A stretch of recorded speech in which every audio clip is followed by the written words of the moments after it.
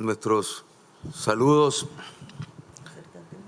para el presidente del BID, Mauricio Claver,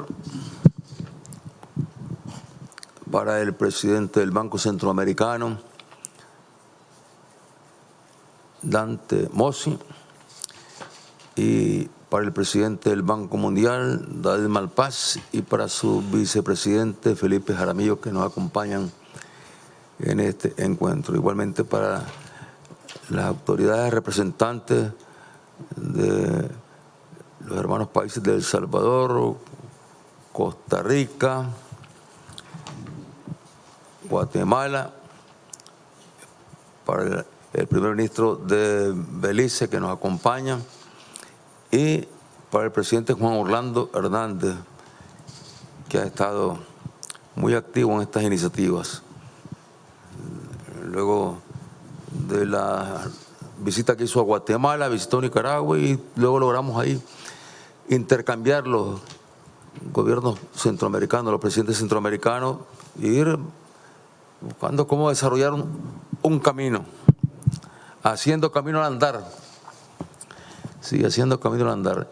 Y bueno, nuestras condolencias para toda la familia que en la región han sufrido la pérdida de vidas y los que se encuentran damnificados, sin vivienda, pasando dificultades.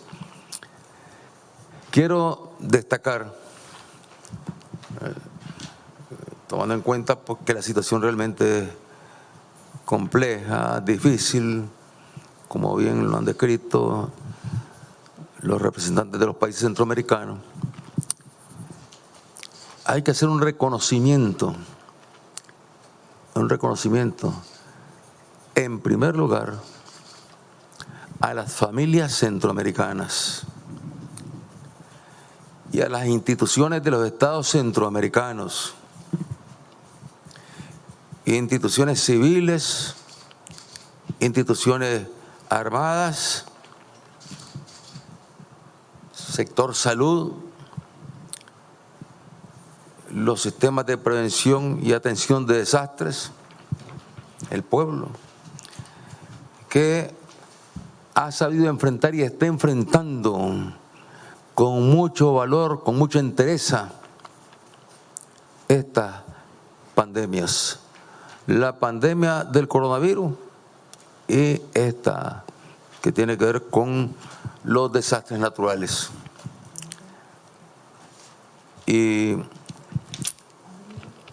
la capacidad que se ha logrado ir desarrollando en lo que son las medidas preventivas para que el número de fallecidos sea menor, para que, como recordaba Juan Orlando, la población atienda a los primeros llamados de salir de lugares de riesgo para trasladarse a lugares más seguros. Yo recuerdo el huracán Juana en el año 1988. Ese entró con una fuerza sobre Corn Island e impactó en Bluefield y así un poco hacia el sur, con una fuerza de 250 kilómetros. La ciudad de Bluefield la dañó y hubieron barrios enteros de Bluefield que fueron desaparecidos. Corn Island la desbarató también. Y luego los bosques los dejó totalmente en el suelo, los árboles, y los árboles que no cayeron quedaron totalmente sin ramas, derramados. Y yo recuerdo que cuando venía el huracán avanzando, que fue un avance bien lento y que de repente iba para el norte, que de repente iba para el sur, no se sabía todavía por dónde iba a entrar, era difícil marcar el punto y entonces había que estar evacuando a la población de un lado para otro. Y lo que costó que la población aceptara la evacuación. Y ahí fue donde les dijimos, lo material se puede reponer, la vida no se puede reponer, por lo tanto la evacuación es determinante. En el Mitch En el Mitch tuvimos aquí 3.200 muertos como resultado de un enorme deslave ese. Un enorme deslave que se produjo en un cerro. En ese momento no se tomaron, desgraciadamente, las medidas de prevención para evacuar a la población. Y bueno, fueron 3.200 muertos ahí. Ahora, tanto con el huracán ETA como el Iota, que ha sido, el Iota es el huracán que ha entrado con mayor fuerza en más de 127 años aquí en Nicaragua, porque penetró en la zona del Caribe con una fuerza de 260 kilómetros. Pero las medidas preventivas, la organización de la población, de las comunidades, de las diferentes instituciones, del ejército, la policía, y bueno, nos permitió una evacuación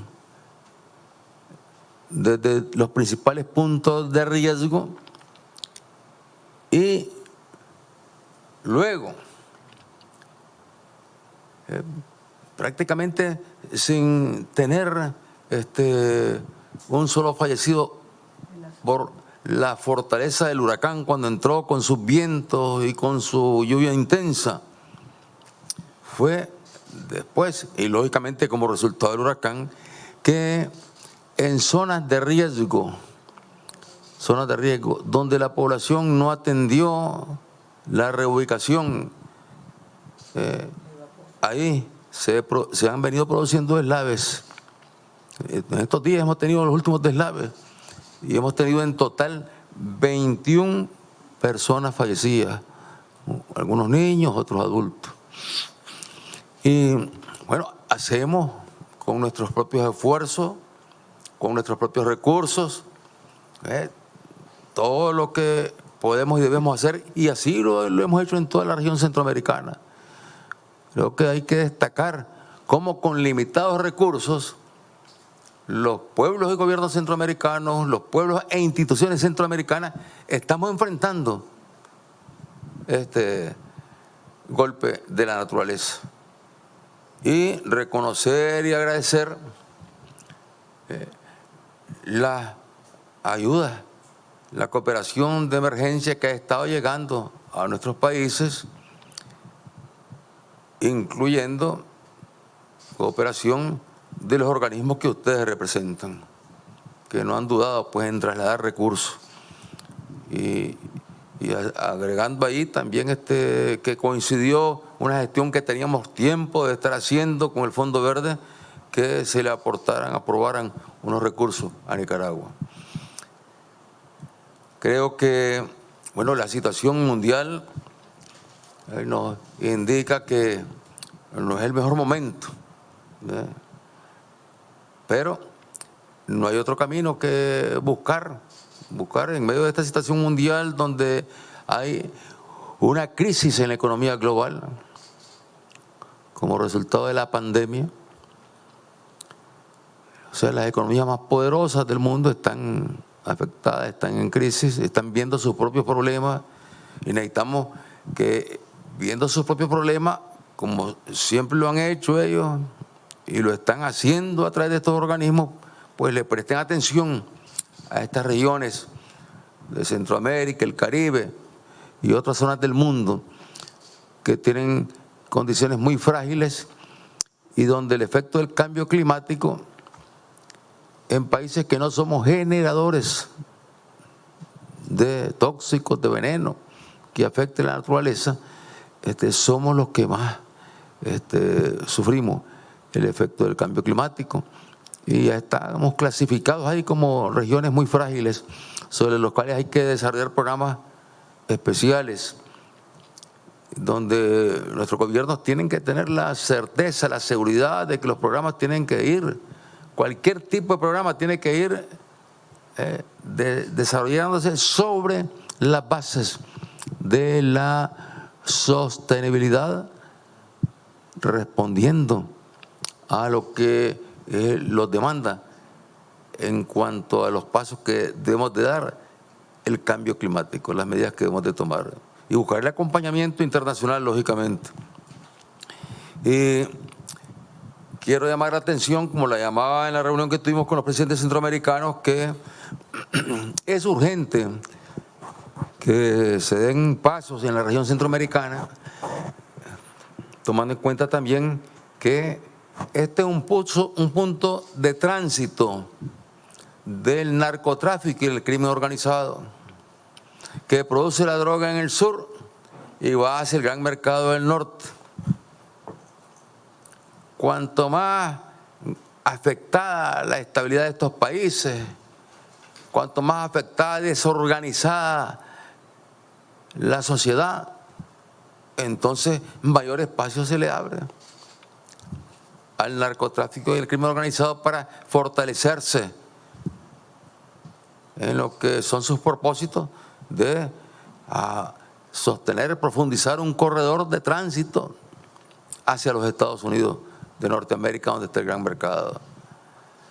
Entonces, se vuelve un problema de seguridad también, de seguridad para nuestros pueblos en primer lugar y de seguridad también para las naciones donde se consume, donde se coloca la droga, y para las naciones también donde se produce, porque sencillamente mientras se esté dando la demanda, va a estar el consumo y nos afecta a todos, afecta a los productores, al pueblo de los productores, lo afecta al pueblo y a la juventud de los consumidores, y afecta a los pueblos que estamos aquí en este corredor, ¿ve?